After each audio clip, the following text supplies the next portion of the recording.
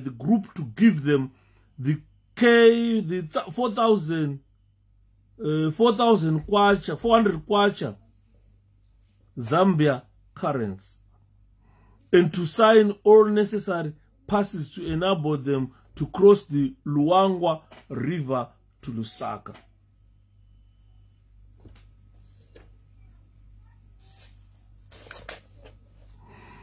So the following cadres were among the rebel group that took over Chifombo. Saka vanhu vakatora Chifombo Kembao: Thomas Nhari, Cephas Chatonga, Sam Chandawa, Caesar Molife, Peter Sheba, not Sheba Gawa, but this is Peter Sheba, Ramek Gatawa, Seisa Malisha and Malisha, Seisa Malisha, Elias Manda, Loveness Chintakunkwa, Revai Mabunu, na Lois Moyo.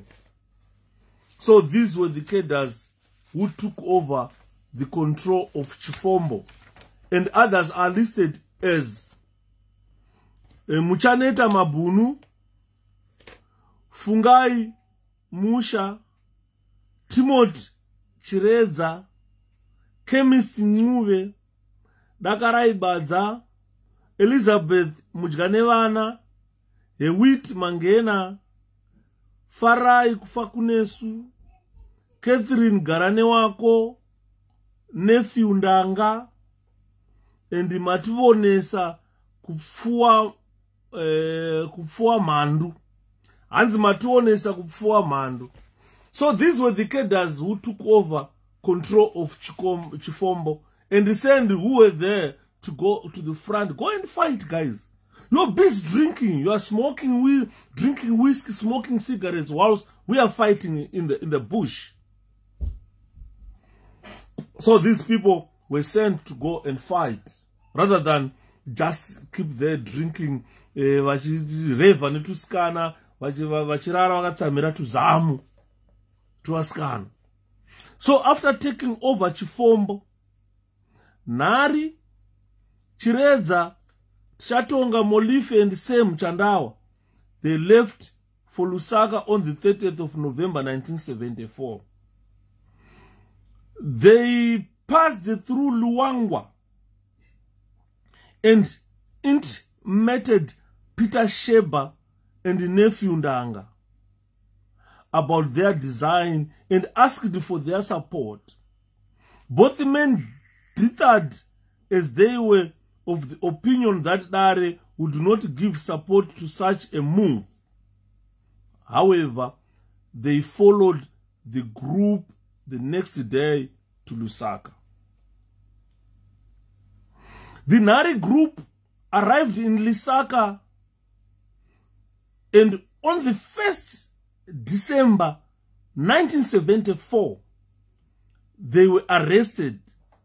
The following members of the military, they arrested the following members of the military. That means when they go to Lusaka on 1st December, they arrested the following members of the High Command, the military High Command. Vakasungwa na Nari, William Ndangana, who was the chief of operations, ari Mzezuru. Joseph Chimurenga, who was the provincial secretary, ari Mkaranga. Charles Dauramans, who was officer for supplies, ari Mkaranga. Peter Sheba and nephew Ndanga, who arrived in Lusaka that day, were also arrested. The group also went to Chigowe's house to arrest him, but he was not found. While at Chigowe's house, a pistol went off. The captured ZANU officials were taken to Chifombo, where Nari explained in detail to the cadres about their grievances at the front. He specifically made mention of things like spending a lot of money on drinks, spending time in hotels, wearing of expensive dresses, running personal cars, constructing expensive buildings, and selling some of the clothes which were meant for ZANU comrades. Nari revealed that their grievances were not directed against the Nari, but the militant high command, particularly Tongogara himself, chief of defense, and Chigowe, who was chief of security.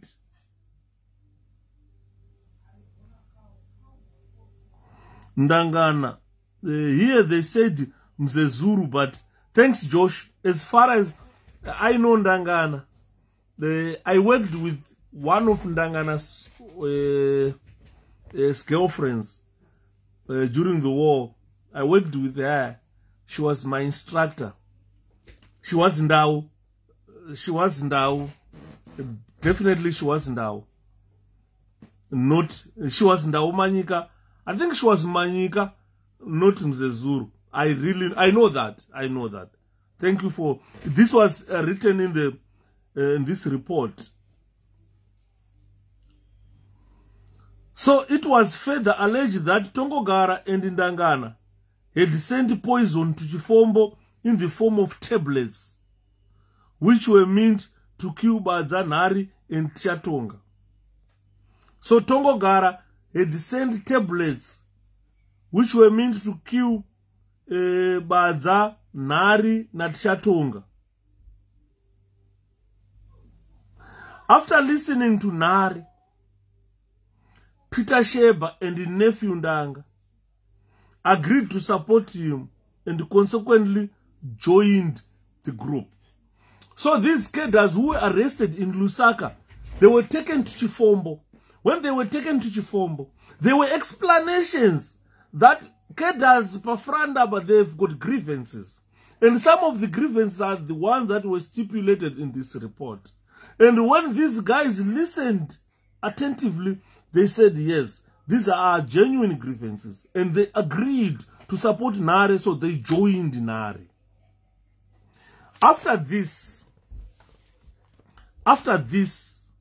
Nari and his colleagues came to Lusaka on the 6th of December 1974 in order to discuss the position with Nari and try to establish a new system of working. The list of the members of the new High Command was subject to the approval of Nari. By this time, the news of the kidnapping and the shooting incident at 𝗘𝗣𝗜𝗍𝗂𝘁𝗶 house had spread throughout. It has spread throughout the ZANU circles.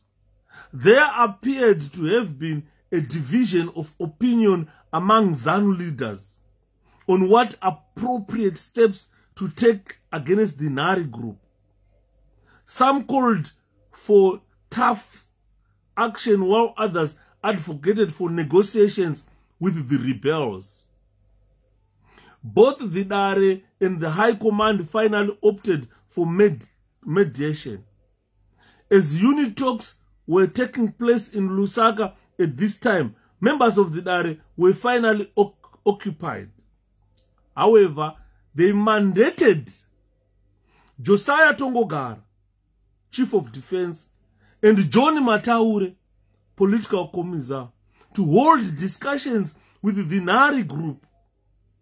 Tongogara and Mataure met the Nari group at number 93 Mphelembe Street, New Kabata. That's where they met.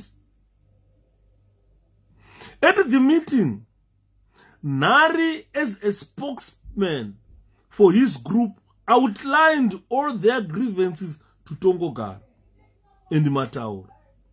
The Nari group specifically requested to meet the Nari and discuss matters with them. Tongogara and Mataure met the other members of Nari the following morning at Mulungushi village and reported that what transpired between them and the Nari's group. The Nari took a decision that they were not going to listen to these grievances until the rebels surrendered back those comrades they had kidnapped. This decision was conveyed to the Nari group accordingly by Mataure and Tongogara. The Nari group had collected information during their second visit to Lusaka that 𝗘𝗑𝗜𝗓 was organizing an army from ZANU camps and that all soldiers at the ZANU farm were well armed in readiness for the group. The prospects of reconciliation having failed to bear fruit, Nari and his group returned to Chifombo and prepared for their last and final onslaught on the military high command in Lusaka. On the 9th of December 1974, a group of armed cadres led by Nari came to Lusaka and kidnapped 19 persons, most of whom were Karangas. Amongst them were the following people: Miss Angeline Tongogara and her 3 children, Kumbirai Kangai Ekaranga, Peter Chiwota Ekaranga, Timothy Chimbodza Ekaranga, Mukudzei Mudzi Ekaranga, and Peter Shoniwa. These people were kidnapped. There were 19 of them all. They were kidnapped by the Nari group. After they are kidnapped, then follows the arrest of the Nari group. Before Nari and his group could lay their hands on all the members of the high command, they were intercepted by the police. They were intercepted by the police. The Nari group that came to Lusaka, 16 were apprehended by the police while 6 escaped arrests. Those who escaped back to Chifombo were Nhari-Badza Rebellion, Seisha Malisha, Nephew Ndanga, Timothy Chireza, na Mati Vonesa Pfumaindini. They escaped back to Chifombo. So Badza and other members of the Nari group left 2 machine guns at the house of Edgar Madekurozwa when they escaped to Chifombo after the arrest of Nari and others. Those arrested were briefly detained by the Zambian government pending government's decision. It was during this period that 10 of the 16 abductors escaped from custody on the 31st of December 1974. Those who escaped were Thomas Nari, Sifas Chatonga, Sem Chandawa, Elias Manda, Madiba Gatawa, Catherine Garanewako, Farai Kufakunesu, Elizabeth Mujganewana, na Caesar Molife. The following did not escape: Ewit Mangena, Fungai Musha, Loveness Chitankwa, Muchaneta Mabunu, Revai Mabunu, Lois Moy. They did not escape. Among those who escaped, the following were recaptured by the police at Rufunza. Thomas Nare was recaptured. Peter Sheba was recaptured. Sem Chandawa was recaptured. Elizabeth Mjganewana was recaptured. Farai Kufakunesu was recaptured as well. In an effort to find a solution to the problems of these abductions, a meeting was convened on the 23rd of January 1975 with the Zambia senior government officials, at which Chitepo, 𝗘𝗣𝗜𝗏𝗢𝗓𝗓, Kumbraikanga and Rugare Gumbo were present. The purpose of the meeting was to get first-hand information from the rebel group as to why they wanted to overthrow the high command. Thomas Nari, the leader of the rebel group, outlined the reasons and produced a document containing grounds for their rebellion against the high command. It was discovered that the proper channel and the procedure for expressing grievances had not been followed. A decision was made, a decision was taken that the Nari group were to remain under detention until the next meeting that day. At the meeting which followed, Zambian government officials asked Chitepo what action he intended to take against the mutineers if they were handed over to ZANU. Chitepo explained that past experience had shown that given a chance, wrongdoers can always reform through reorientation. He went on to say that the party would like to have the men back. On being asked whether the men would not be executed if handed over, Chitepo replied that in ZANU's code of discipline, execution was one of the punishment prescribed, was not one of the punishment prescribed. As a result of Chitepo's firm assurances, the Zambian authorities agreed to hand over the detained cadres to his part. However, before the actual handing over on the 27th January 1975, 3 of the recaptured ex-ZANU cadres had again escaped on the 26th of January 1975. These were Thomas Nari, 𝗘𝗵𝗱𝗙𝗂𝘂, and Peter Sheba. Ladies and gentlemen, this is chapter 4.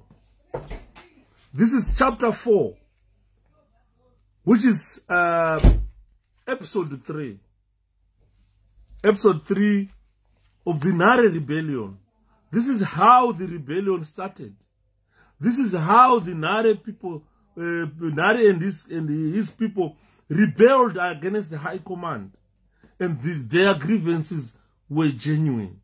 So this is all about the rebellion. Then what happened later on is chapter 5 of this report. The aftermath of the Nari Rebellion. What happened? So the aftermath of the Nari Rebellion, I'm not sure if I can continue with it today because it's a long chapter. It's a very long chapter like the Nari Rebellion. What was the aftermath? What was the aftermath? So can we schedule this for tomorrow? The aftermath of the Nari Rebellion. I want to hear from the platform because everybody's paying attention. Manyarra mese kuti sei kuterera because apane nyaya dzakawanda dzabatwa up. Why Nari and company rebelled against the military high command? It's because they were living lavishly. Vaikutora vasikana vachirara nevana. Vasikana vaitorwa vairekrutwa vaienda vachinonzi chi vaite vasikana vebasa. So at the end, their purpose to fight a liberation war, it was hampered. And we are digesting. Tomorrow, let's continue. So I think if we stop with this one, so that you can listen again, I want you to listen again to what I've said in here. Then we continue tomorrow on the aftermath of the Nari Rebellion. What then happened? So far, taperera pekuti Thomas Nari, 𝗘𝗵𝗱𝗙𝗂𝘂, and Peter Sheba, they escaped before they were handed over to ZANU. And Chitepo had promised that these people were not going to be executed because execution was not a punishment in their code of conduct. So, antinotenda mangwana tavaneupe definitely. So let's schedule this for tomorrow. Then we know what happened. What happened? What happened? So what I was saying, Ngoma William, what I want people to do is to listen again to this. Then we continue tomorrow to know the aftermath of Nari Rebellion. So I'm leaving you hanging tonight. You go listen back to what I've read. Because what I've read, to recap, let me recap what I've read so far. It is episode 3 of the Nari Rebellion. This is the actual rebellion. So the aftermath of this rebellion is what we will discuss tomorrow on episode 4. Someone was asking me, I went to YouTube, I got episode up to episode 2. Then there are no other episodes which are going on. I said no, people, they said we must redo it again. So on Facebook, we've got episode 1, episode 2, and now episode 3. So we are going tomorrow. We'll go into episode 4, the aftermath of the Nari Rebellion. Because these people, when they rebelled, they had genuine grievances. They had genuine grievances that made them rebel against the high command. vanhu vaitumirwa whisky vari kufront asi doro rairambidzwa kunwiwa. Vanhu vaitumirwa masigarettes vari kufront. Unoona ushefu pamberi pevanhu vari kurwa hondo, iwe uchirwa sigareti uri 1 iwewe, vamwe vese vachirwa chimonera. Iwe une chibhebhi wakagadwa uko, vamwe vese vakagara panze vakabata pfuti mumapungwe muyamwe. Saka zvakakonzera kuti vafana vacomplain vana vaienda kuhondo. Vanga vasina hembe dzekupfeka, vanga vasina chikafu chekudya, vanga vasina kunyangwe nepfuti chaidzo dzekugwisa. I understand most Zanla cadres vanga vane ma-SKS and they couldn't match with the Rhodesian Front. Rhodesian Front yanga ine ma-FN rifle. Ma-Zebra forces vaiva nema-AK assault rifles. So with an SKS, it's a semi-automatic rifle, which is good for snipers. But you cannot snipe someone who's assaulting you ne bazooka baba. Munarukurwa ne RPK, munarukurwa ne MiG. Munarukurwa ne brain gun. You can't snipe that type of a person. Because ane heavy machine yekuti akadrip unosekerera. That's okay. I was wondering what happened to the other episodes. Thanks, Mr. Yuda. So this is the episode 3. We started again. Sakatakatanga kukutanga episode 1, episode 2, episode 3. So Tomira Tripa episode 3. Then Mangwana will talk about the aftermath of the Nari Rebellion. Nopa mchachema. Vanemoyo mtete vai please. Mozo listen murume gabasina vana. Because we end up crying with what the treatment this Nari Rebellion guys got. And that girl or that lady who sent me a message, actually, probably that's where the answer is. The father disappeared. Up to now, they don't even know where he was buried. So there were killings in Zanu. So what I am saying here is, those who were regarded as enemy agents, they were executed during the war. So looking at the rantings that Vana Kovich were saying, that they were the state agents, the self-confessed Kovich state agent, please. If it was during the war, you would be executed. The likes of Lilian Timovic would be executed. The likes of Douglas Monzora will be executed. Because these are self-confessing state agents who said they were spying on Chamisa all along, delaying the struggle for freedom, the struggle for Zimbabwe independence. So, ladies and gentlemen, 10 o'clock, 10:06. It was supposed just to be 2 hours. I salute you all. Let's meet tomorrow again. Problem yatika nasi ndio phone yanga ichiramba kucharge, but tomorrow we will see the phone will charge. Enjoy your day. Mkoma so executive yaitwa Love Davi Mulusaga. Mama kaipa Mulusaga kwakafa vanhu vakawanda. A lot of people died. Some of these guys vainguvigwa muma shallow graves. Some were just shot and left to rot. Some were eaten by dogs. Some were eaten by wild animals. These people went to fight for freedom. So it's so sad the way these freedom fighters were treated by these thieves. Because these guys were living, the likes of Tongogara were living a luxurious life, having to my girlfriends, vachimwa whiskey, vachibhema ma cigarettes, vachivaka dzimba muLusaka. Up to today, you can hear some of them vachibrega, we've got a house in Lusaka. So they built houses in Lusaka. They built homes in Zambia, whilst other people were sent to die on the forefront. So it's so sad. It's so sad. It's a sad story. Are we going to get a copy, Yuda? We need to tell our children the true story. Obvious. I'm waiting for this pandemic for lockdown to end. When lockdown ends, we are likely to make copies of this. Then you keep hard copies for your children, so that when we die, they know the truth. This is the true history of the liberation struggle.